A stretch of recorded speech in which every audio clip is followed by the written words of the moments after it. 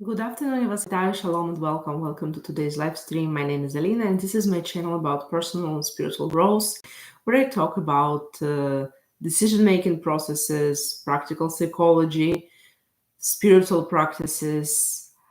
And today I have a very interesting and, in my opinion, very important topic to discuss is spiritual topic, maybe philosophical topic about our relations with higher powers, with our intuition, with miracles, and why many people do not believe in God and higher powers and in all those things, and why it's important to believe in it. So, first of all, I want to say that I find a lot of not only spiritual but psychological aspects of well-being in believing in God and higher powers and seeing miracles in our life and trusting our intuition for many, many reasons. Starting from intuition probably is the easiest for me to answer. I believe it's very important to pay attention to our intuition, to consider what our intuition is telling us, and to follow those guidance from intuition, because sometimes our intuition, our higher self, however you call it, tells us things that we do not have any tools to see and recognize without this unique relationship with our intuition. Sometimes all the data can be saying that everything is great when our intuition will say that something is off, something is wrong, and we need to do something differently, or maybe avoid some event, or the opposite, do something that we logically think that will be better for us not doing. That is why I think that trusting intuition is very, very important thing. Another important thing is believing that we are not alone and there is a higher power that supports us. When we're talking about God or believing in universe and higher power in general, gives us psychological support, which is also important. There is much more to this. I'm just saying something that I see on the surface as first things I want to mention.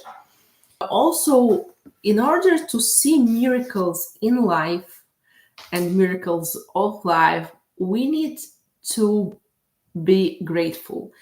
The art of being grateful is not as easy as you can think. And I can see that this permanent unhappiness, unsatisfaction, and seeing only the negative aspects and being always like not grateful, not happy, not satisfied. People that are not grateful and do not see anything positive to focus on and to be grateful for, those are people that will be always unhappy.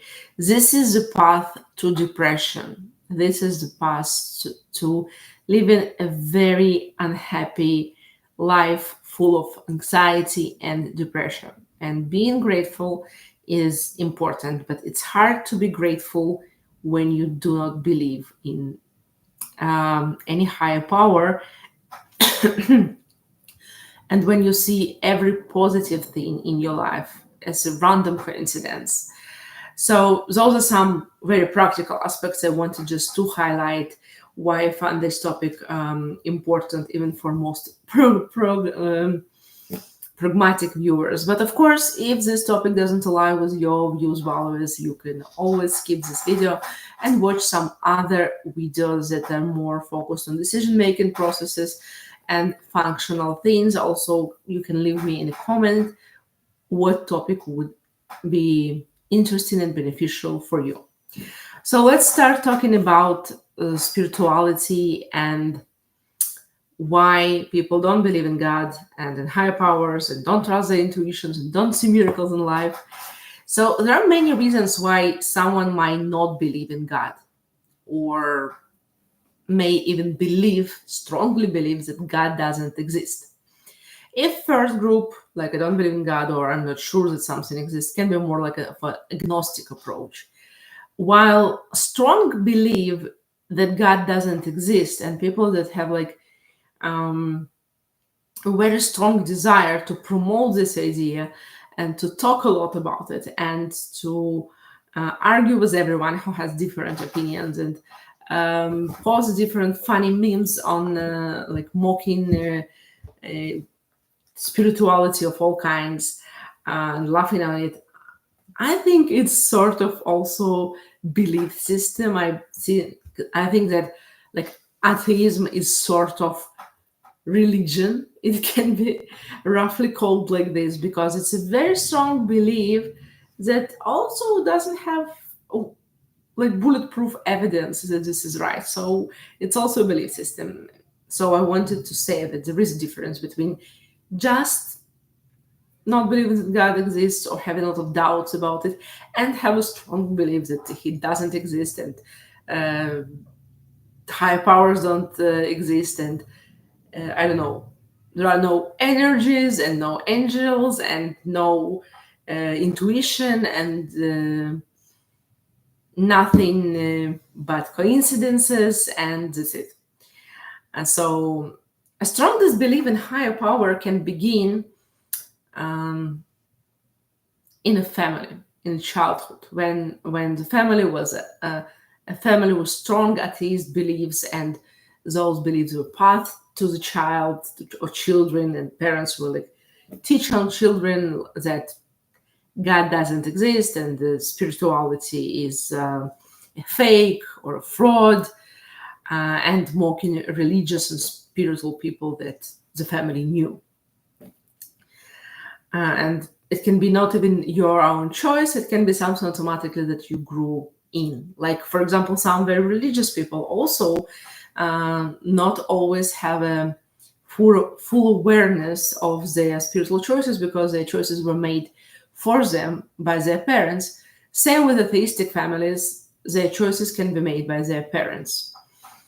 And their parents could like teach them those values. Another thing is growing in societies that really discourages religion, such as, for example, under communist regime, that openly condemns any sort of spirituality, and in such societies, any spiritual beliefs and rituals seen as primitive and foolish and naive, and people that identify as spiritual religious people are treated like doesn't worth like trust and doesn't taken seriously, because how can you take seriously people that believe in those irrational things, not like we comrades should do? And this is what was happening in USSR, where my family have background from, that there was like a right person, and right person is always Russian speaking person, and the right person is always a rational person, and the right person is following exactly all ideas of the party, and all others are not trustworthy, like weird. They are labeled as weird, as primitive, and this really discouraged many people of thinking about their spirituality and made them like being ashamed of thoughts about any spiritual practices or spiritual beliefs or spiritual feelings.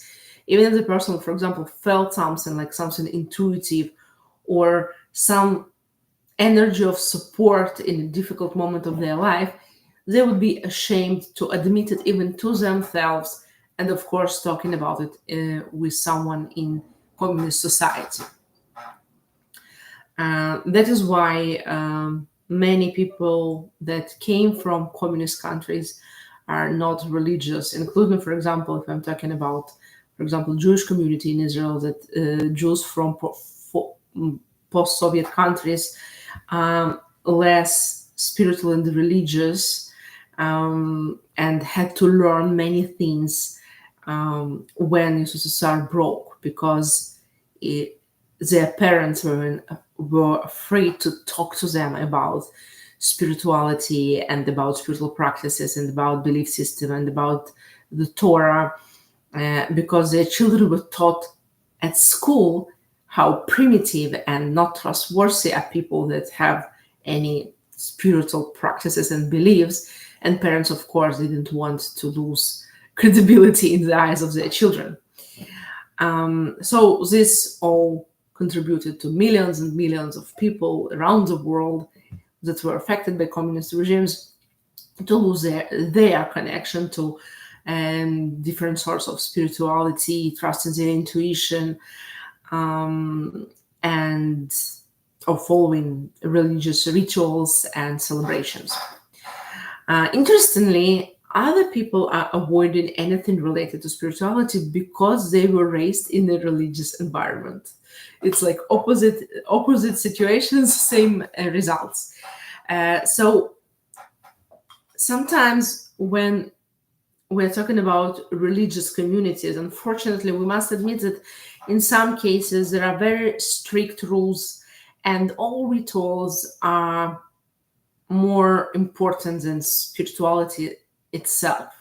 In some communities, in some families, of course, not everywhere, but I need to say that for some people, it was a traumatizing experience and they saw the hypocrisy of very religious communities that also exists. Also, living in a more religious environment or society or community, it can apply pressure on a person. Instead of following my heart, my path, and feeling what is right and wrong for me, as a person that lives in a very religious community, I'm like feeling a lot of pressure and demand from the community for me to follow specific rituals, and it's not contributing to my personal spiritual journey, because I'm like pushed to do this and this and this after this and this ritual and then that ritual, and person is doing it automatically and feeling that there is too much pressure and want to stay away from it. It's like self-protective mechanism and totally understandable. Of course, those experiences do not contribute to spiritual awakening and trust in God or any higher power. Seeing that people are not preaching what they're teaching is very frustrating and very disappointing. That is why sometimes it can happen that when you grow in a religious family or in a religious community and you see some dishonesty and some hypocrisy and some automatic rituals in the sake of rituals, it really can turn person from spirituality. It's really can be hard, especially for people that are very spiritual and they feel that something is off and something is wrong. But it's very hard, especially when you don't have any spiritual teacher on, and especially when you're very young. It's hard to point what is wrong. You just want to stay away from everything related to spirituality, and I saw it a lot. And this is sad that sometimes people are so automatic about their rituals and prayers, and they forget like why are we praying, why are we doing those or other rituals. And yeah, this is sad, and this is important when you pray to be aware of every word you say, to focus on it and to mean it.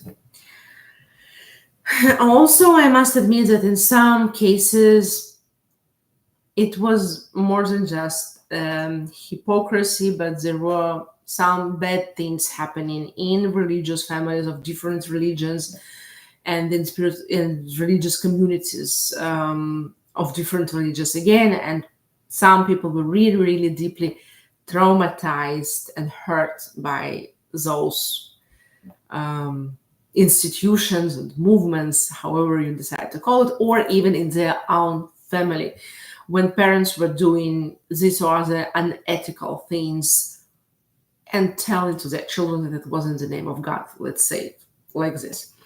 So, yeah, this is one more very big aspect of why people are not being spiritual and even fearing spirituality and connections with God and universe and trusting their intuition, and especially verbalizing, talking about it, that I feel something. I felt when I was sad, I felt some support. I felt some energy that was like giving me some hope and support, or I didn't went to that place because I felt intuition telling me not to do it, and it was the right thing to do. It's very hard to admit, even for themselves, and especially to verbalize it. Talking about tragic events, I want to close this topic about tragic events, but traumatic life events, not related to religion, I'm just saying in general, traumatic life events like terror attack, war, terrible accident, or nature disaster, like big traumatic life events, sometimes lead atheists or non-religious people towards spirituality, while in other cases, such experiences can push people from spirituality and religion because it was too difficult for them to comprehend that how can such a terrible thing happen, and how did God and the universe and the higher powers that exist allow it, and how they didn't send a sign, how they didn't prevent it. It's a very painful and difficult inner dialogue and philosophical conversation people have with themselves after tragic events. So in my practice, I met both groups of those people. I met people that lost their faith as a result of traumatic event, and I met people that found their faith or religion or spiritual path again because of very traumatic events of their life. I don't want to say specific situations, but it was something related to personal situation like accidents, and it was related to wars in different parts of our planet, and terror attacks and Holocaust, of course. Very different events and so different reactions when people tried to deal with it and to try to like process what happened and why it happened and search for what place does spirituality has about it. But it doesn't stop with those external factors I just mentioned. Also, our ego. Our ego is always playing a big role in many things, in our decision-making processes, in what we believe and don't believe. And the reason for it is that ego is very sensitive, and it doesn't want to be thin, foolish, or naive. We fear being judged. We fear that someone will laugh at us, that we will be rejected. People are really afraid of being rejected, and ego is really pushing this button a lot. Like, you will be rejected. If you say it, if you admit it, you will be rejected. And it's very strong manipulative tool for many people. Because we want to be respected, we want to be accepted, we want to be part of the society, and we want to be taken seriously. It's also important, probably for our psychological well-being, not to be fixed on this idea that I need to be taken too seriously. Don't take yourself too seriously, and it will really help you with many aspects of your life. So, because we want to be respected and taken seriously, and we don't want to be seen as fools, we also are afraid that someone will manipulate us, and someone will, like, we're really afraid that someone will make us believe things that are not true.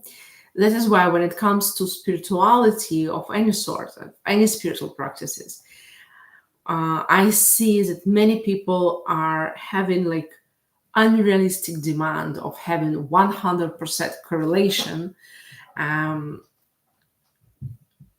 immediate results, very, very vivid 100% correlation and immediate results.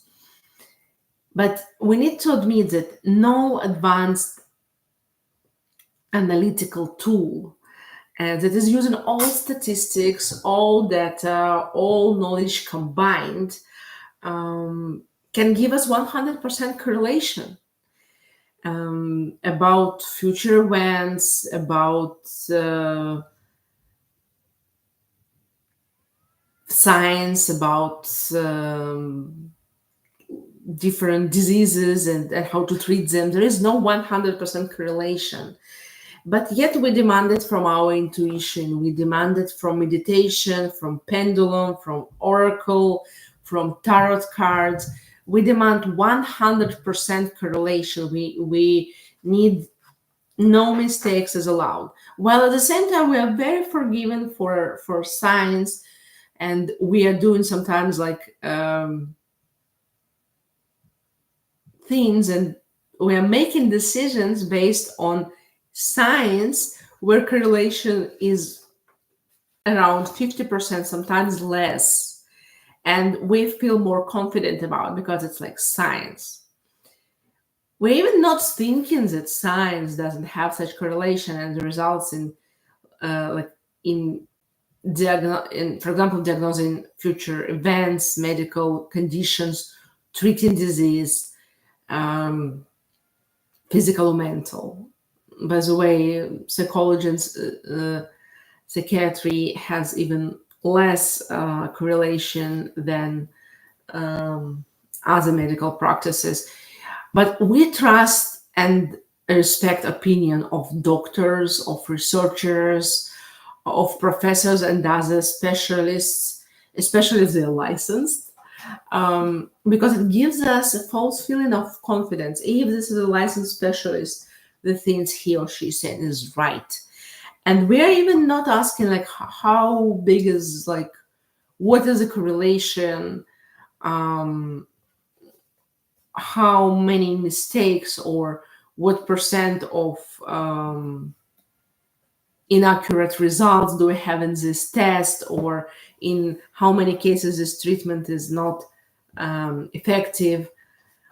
While we have unrealistic demands of 100% correlations from our own intuition, because if you believed your intuition 5 times and on the 6th time something went wrong, you didn't understood it correctly, and you followed it and it didn't work, that's it, you're done.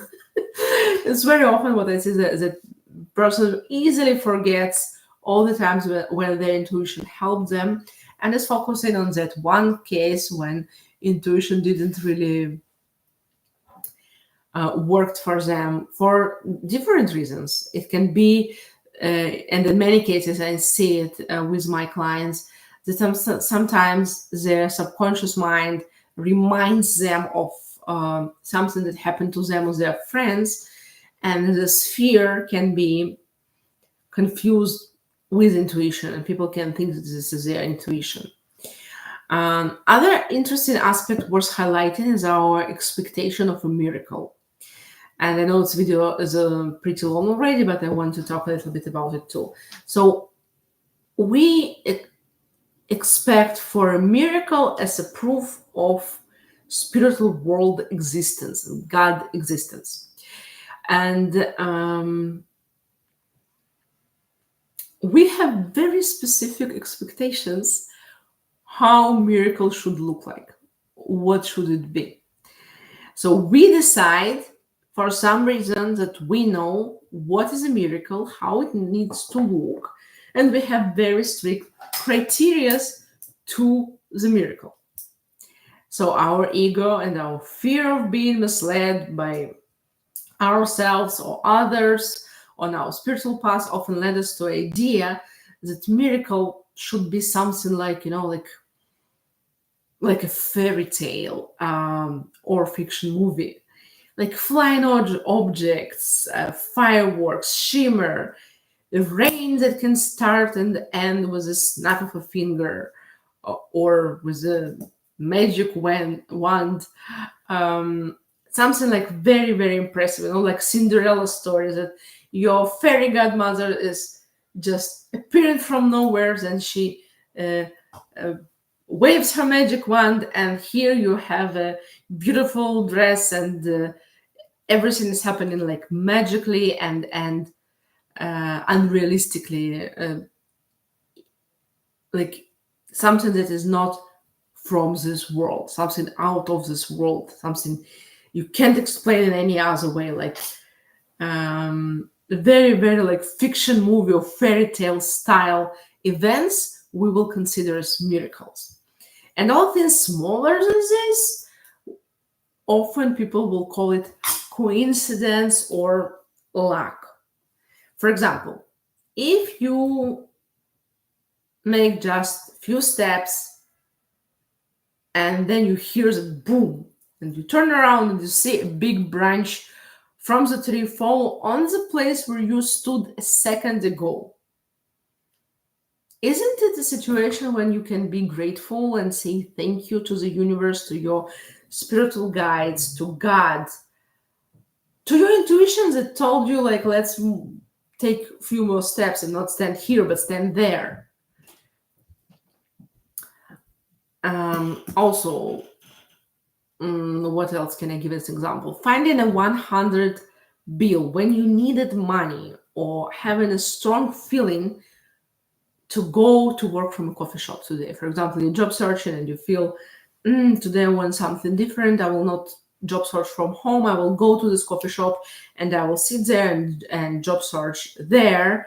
And then when you go there, your former colleague sees you, smiles at you, waves at you, have a small talk with you, and then discovers that they're actually hiring in a new company. When your former colleague works, they're actually hiring, and he or she is willing to take your resume and give to their managers and tell a few nice words about you. So people may think, oh, wow, what a nice coincidence that I decided to do it.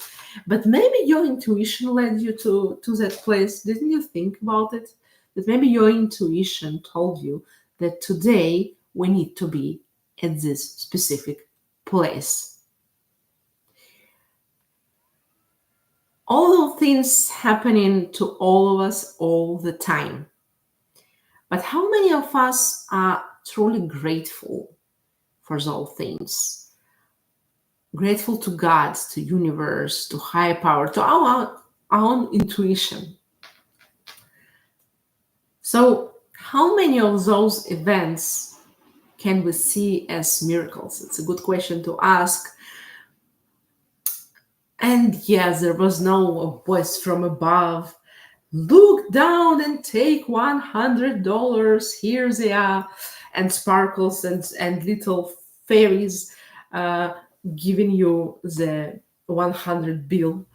No, it was just thrown somewhere on the ground. Nothing too fancy, too fairy. But you needed this money, and this money came to you in a very unexpected way. So it's important to see the miracle of synchronicity and sign of support from above. And this is a part of the art of being grateful. So because of our ego, we don't want to look naive, ridiculous, or crazy. We fear judgment and rejection. Rejection, I told you this already, that rejection is something people like really fear of. I will come to my friends and I will say that, God, I prayed and I was so desperate, and God helped me. And I went to this coffee shop, and suddenly my former colleague appeared. It's a miracle, and it's a help from God. And people will say, wow, you're like delusional, and we will be rejected. This is something that really fears many people. And I'm not even calling, to tell it, to verbalize it, to talk about it with other people. But in our heart, start from this, start from saying to yourself in your heart, this was a miracle. This is a miracle from above, from my spiritual guides, from God, from the universe. You decide how you will call the higher powers, what is more comfortable for you and resonates with your spiritual beliefs. But admitting yourself, this was a miracle. This was a help from above that I needed right now.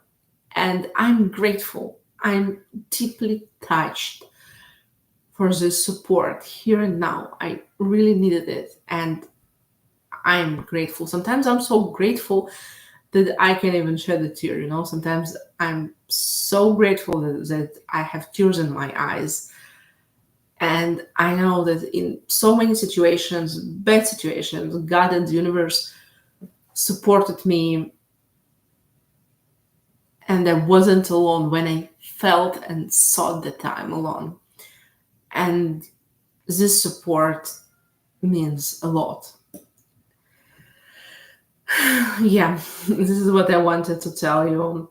And again, there is no need to talk about intuition, God, and universe publicly, but in your inner dialogue, admitting it and seeing it is very important, not only for you being grateful, but also for protecting yourself in the future when you will see things more. If you will start seeing synchronicity, you will see it more and more. If you started to trust your intuition, you will practice and you will learn to recognize when your hopes or your fears are telling you, playing mind games with you, or when your intuition is talking. Those are different things. And most of the mistakes we have with our intuition when we are confused between them. So as you can see, I'm not highlighting any specific religion in this video. I'm not telling to follow any specific religion or any specific spiritual ideology or practices or even specific rituals. I just wanted to remind you that we are never alone. And there are many things we can and should be grateful for, even during very hard times for us individually or for our communities. I'm praying and hoping for the best, and still I'm trying to focus on the good things that are happening to me personally and in the world in general. There are also good things. I'm trying to focus on them. It doesn't mean that I'm delusional and I'm ignoring all the bad things. I'm not. I'm very aware of everything what is happening here in the United States. The terror attacks we had in a couple of weeks, we had 2. And about things that are happening in Israel and in Ukraine. But if I want to survive those times and be mentally more stable, it's very important to continue focusing also on good things, even through difficult times. And I wrote about it recently on my Instagram account. Please follow me if you don't follow me yet. So I wrote, I allow myself to embrace and enjoy life, fully aware that even through times of change and uncertainty, I can find moments of peace, joy, and growth. Please feel free to follow me on Instagram. I will be very glad to see you there. And what I want to say today in the end of this video, trust your intuition, be grateful for small and big miracles of life. Try to listen to yourself and find your unique way that works for you to interact with your higher self, with your intuition, and with universe in a positive, loving, and uplifting way that works for you and highest good of all. Thank you for watching this live stream. Please leave me your feedback, your questions, your comments, and follow my Instagram. I'm very glad to see you there. Don't forget to subscribe to this channel, and I will see you in my next live stream. Have a wonderful day.